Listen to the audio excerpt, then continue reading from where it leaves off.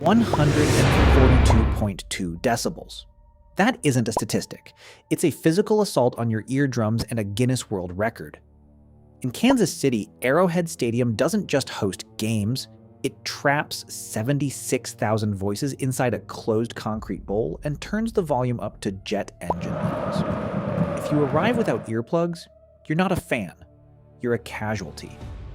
Between the I-70 traffic nightmare that can swallow 90 minutes of your life and a shuttle system you absolutely must respect, this is the loudest logistical puzzle of 2026. Here is how you survive the noise and the Arlington-style traffic trap of the Midwest. Here's the thing that will actually change how you plan your trip. And I'm a little annoyed that nobody leads with it. Arrowhead holds the Guinness World Record for crowd noise. Not at a rock concert, not at some European Championship final.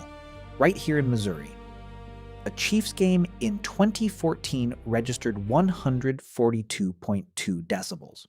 I looked this up, half expecting it to be one of those records that sounds more dramatic than it is. It isn't. That number is louder than a jet engine at close range.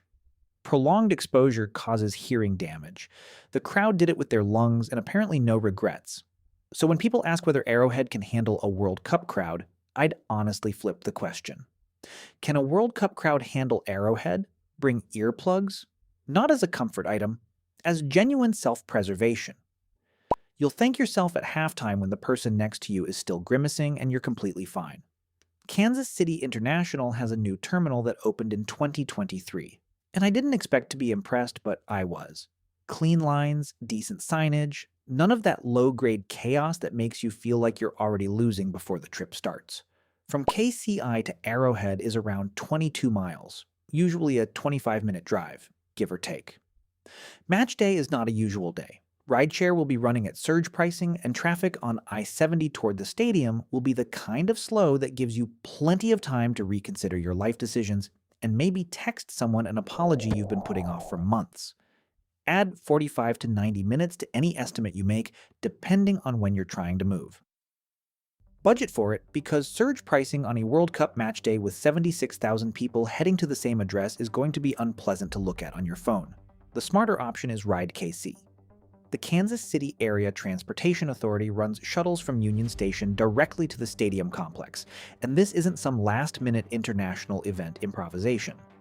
Chiefs fans have been using this route for years. It's tested, it's consistent, and it works partly because it doesn't run through the same corridor that everyone else is stuck in. Union Station is worth getting to early, honestly. And I say this as someone who usually resents being told to enjoy the journey. It's a 1914 Beaux-Arts building with a main hall ceiling 95 feet high. The kind of place built back when people apparently believed that a train station should look like it was worth traveling to. There's food nearby, places to sit, and no particular reason to rush. Not arriving at the stadium already exhausted and annoyed is more valuable than it sounds. From Union Station, the shuttle is usually around 20 to 25 minutes, though traffic can mess with that pretty quickly on a heavy match day. Budget 35 to 40 from when you board to be safe. Round-trip fares have historically been $5 to $10. Whether that holds for the World Cup, I genuinely don't know. Check closer to your date.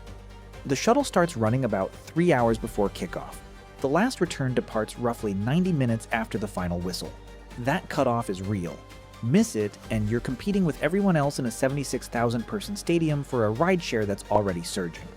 I've seen what post-event rideshare chaos looks like at large American venues. It's not something you want to navigate voluntarily after a 2-hour match in the July heat. Plan to be at Union Station 2 hours before kickoff. Sit down, look at the ceiling, have a coffee. You're not rushed, you did it right. One thing World Cup travel guides consistently skip over: the walk from the shuttle drop-off to your gate is 10 to 15 minutes across open parking lot. Flat, totally manageable, but fully exposed. In June and July, Kansas City can sit comfortably between 85 and 95 degrees Fahrenheit in the afternoon. That walk in direct sun after a shuttle ride before you've even found your seats will firmly remind you it's summer and you're not indoors. Bring water before you enter. The stadium has hydration stations, but the lines on a hot match day are long enough to eat into time you'd rather spend elsewhere. Arrowhead opened in 1972. That's over 50 years old, and it's hosting a World Cup. That sentence sounds like a liability until you understand why the building actually works. The bowl design is what acousticians call closed. The upper deck wraps continuously around the field with no open corners where sound can escape. Every decibel the crowd produces gets pushed back inward and downward toward the pitch. This wasn't an accident. It's why the record happened here rather than somewhere else.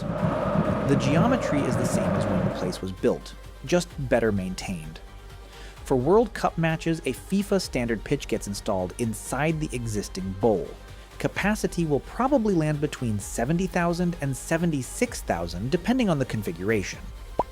Lower bowl sightlines are genuinely good. You're close to the pitch in a way that most converted stadiums can't quite pull off.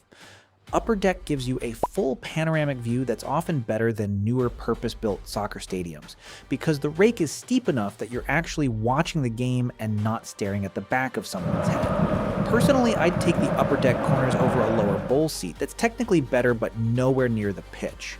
You lose some closeness. You gain everything else. The top rows of the upper deck are far from the action. That's just true.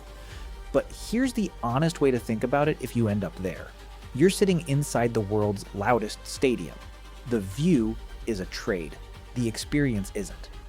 Think about what the record actually means for a soccer crowd. The 142.2 decibels happened during an NFL play. One emotional moment, one crowd reacting to one thing. At a World Cup match in this same bowl with 70,000 people from dozens of countries watching the sport they genuinely grew up on, when someone scores, the physics don't change. The walls are identical. The curve is identical. It's going to be something. Group stage tickets at Arrowhead through the primary market will likely start around $150 and climb towards $600 or beyond for lower bowl seats between the 20-yard lines. Knockout stage pricing goes up sharply from there. Kansas City has a deeply organized local sports culture and a fan base that already knows how to buy tickets competitively. The secondary market here will know that too. Best value if you're trying to stretch your money. Upper deck corners.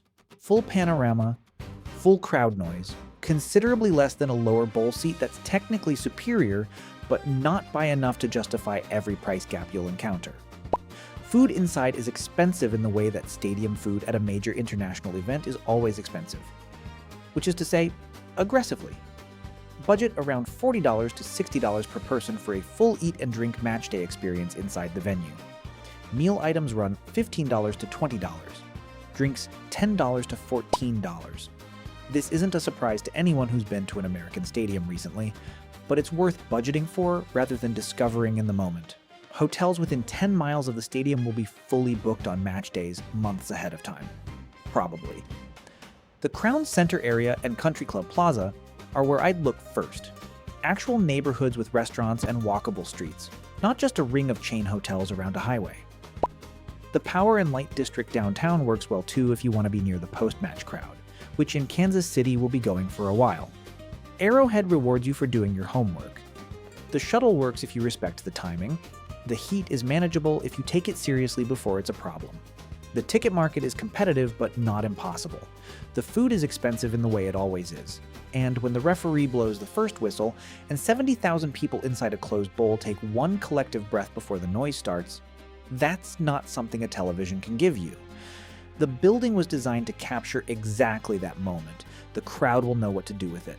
Kansas City doesn't host quietly, never has. Next stop, Houston. NRG Stadium, a roof that actually closes, and air conditioning that changes how the game physically plays.